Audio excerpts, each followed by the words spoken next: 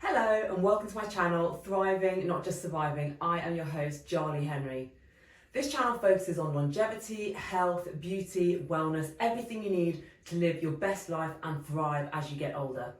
If that sounds like your kind of thing, please hit the subscribe button and the notification bell. Do you mostly breathe through your nose or your mouth? If you breathe mostly through your mouth, you may die sooner and certainly be less healthy, both physically and mentally, than if you breathe mostly through your nose. I have just finished reading the book Breath, The New Science of a Lost Art by James Nestor. The central message of the book, in an extremely simplified form, is that we should all be breathing through our noses as much as possible, preferably at all times. Breathing through our mouths is damaging to our health. It limits our performance in sports. It ruins our quality of sleep, increases stress and anxiety, and worst of all, it actually shortens our lifespan. In today's video, I want to outline some of what I've learned from the book and how I've applied the learnings to improve my health and well-being.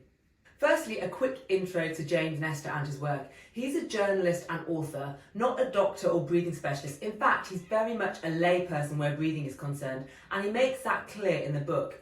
His interest in breathing began as a personal journey to address and heal his own breathing problems. In doing so, he discovered that most of us are breathing incorrectly, with detrimental effects to our health, which is why he decided to write the book and reach a larger audience.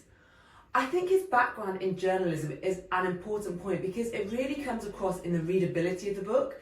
It was a New York Times bestseller and a Sunday Times bestseller. It's basically hit loads of bestseller lists around the world. It sold millions of copies and it's been translated into, I think, 35 languages. And I think part of the reason for the book's popularity is Nestor's ability to take quite complex scientific ideas and research and turn them into a compelling story, which is, a journalistic skill. The book was a real page turner and very easy to read. I urge you to pick up a copy and I'll include a link in the description below. I actually borrowed it from my local library, so that's also something you could try if you have a library nearby. So getting straight to it, why is mouth breathing so bad for us? Humans are supposed to breathe through our noses and only use the mouth as a rare backup system. That is the way we are anatomically designed at birth. The problem is that because of multiple factors in our modern Western lifestyles, most of us develop a deformed facial structure with a nasal cavity that doesn't allow for correct breathing, and therefore we fall into the habit of breathing through our mouths.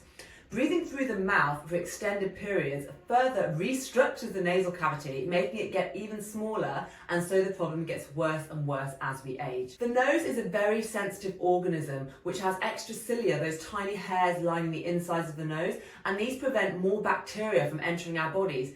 If you breathe through your mouth, you will get sick more often. Breathing through the mouth also offers worse athletic performance, and research shows that athletes who breathe through their noses do better in competitions. Breathing through the mouth is particularly bad at night. It results in sleep apnea and snoring. If you mouth breathe, you'll wake up multiple times during the night. You may not remember it, but the quality of your sleep will be shallow and therefore you won't be well rested the next day.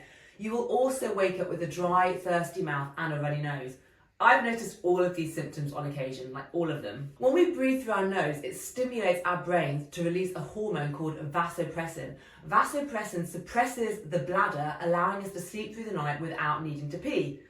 But how do we know if we're breathing through our noses or mouths when we're asleep? What Nestor suggests is mouth taping. That is placing a small piece of micropore tape across your mouth, and he suggests doing it this way, almost like making a little Hitler moustache over your mouth, over just the centerpiece of your mouth. So not covering the entire portion of your lips, just putting a little bit in the center. This gently encourages you to breathe through your nose while asleep. When I read this part of the book, I got really interested because I do often go to the toilet several times throughout the night, and I'm always interested in ways to deepen the quality of my sleep because I know how important it is to health and longevity. So I decided to try the mouth taping. I did it for 2 weeks to see how it would affect me, and what did I find? Truth be told, I didn't feel any different. I wish I could say I did. I still woke up during the night to pee. Perhaps I woke up less often, but I didn't really notice any difference in how I felt the next day. I didn't feel like my sleep had been any deeper, and my sleep tracker didn't register any greater quality of sleep. Now, I know the sleep trackers aren't always accurate, but I think it's still an indication. and I still woke up the next morning needing to drink water. It was quite annoying during the night because each time I needed to drink, I had to remove the mouth tape first, and it also made sharing a bed with my partner pretty challenging. If my husband asked me a question and I needed to respond, I again had to unpeel the tape. So it didn't really work for me personally. Now, it could be that I didn't try it for long enough. I mean, 2 weeks isn't really that long, and maybe I need to try it for a bit longer for my body to adapt. I think I will probably try it again in the future and see if I can, stick with it for a bit longer and see if I can see an improvement. One thing I have incorporated into my life that has made a difference is nose breathing during exercise. I now nose breathe when I'm weight training, and I've noticed that I have more energy and the workout feels easier, which means I can lift more and make greater gains. So it's helped me a lot.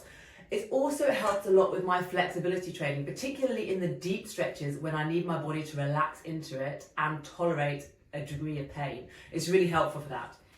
I can't yet do it during intense cardiovascular exercise. I'm not quite there yet. I feel like I can't get enough air in through my nose when I'm doing cardio. But I am aware of it. I'm trying to improve, and I think if I stick at it in the long term, then perhaps my body will start adapting. Also, another thing I found, I can't do it outside because it's just way too cold. The thing is, I'm pretty sure James Nestor lives in California or somewhere warm. In London, where I live, it is cold for like the majority of the year. I'm not even kidding. How on earth am I supposed to nose breathe outside when each ice cold breath I take makes my nose stream? I'd love to ask Nestor that question. Maybe it's just me. Maybe other people manage fine. Please comment below if you live in a cold place and you're able to nose breathe outside during the cold months of the year. I'd love to know. The other thing I'm considering as a result of reading the book is getting a Homeoblock retainer fitted. This is a special kind of retainer that forces your jaw to work harder when chewing and breathing. In doing this, it restructures the face, building up muscle and bone in such a way that the nasal cavity is actually widened, thus making nose breathing easier. It also lifts the face and jaw, effectively functioning as a natural facelift, and don't we all want that? These devices are not cheap though and can run into thousands of pounds, so I'm kind of still researching and thinking about it. But if I do get one fitted, I'll be sure to do a before and after video. Subscribe so you don't miss out on that. So what else useful did I learn from Nestor's book, Breath? He also goes into the spiritual side of breathwork, and I know this is not for everybody, but I think it's an important part of the research because many indigenous cultures on Earth talk about the disastrous consequences of mouth breathing. Many indigenous cultures actually don't suffer the same loss of facial structure we do in the West, and it's a combination of their diets being healthier, containing harder, more fibrous foods, and also breastfeeding for longer, which helps build up the jaw muscles and keep bone density in the jaw. That is why part of the book's title is The New Science of a Lost Art, because as is often the case, science is really catching up with knowledge that ancient cultures have known for generations. And this knowledge is reflected in religions too. Science has discovered that the most perfect duration of breathing is approximately 5.5 seconds to breathe in and 5.5 seconds to breathe out. This is the same duration that is used when chanting the Hindu Om seed sound. This is the same duration which Buddhists use when they chant Om Mani Padme Hum. Have I got that right? Om Mani Padme Hum.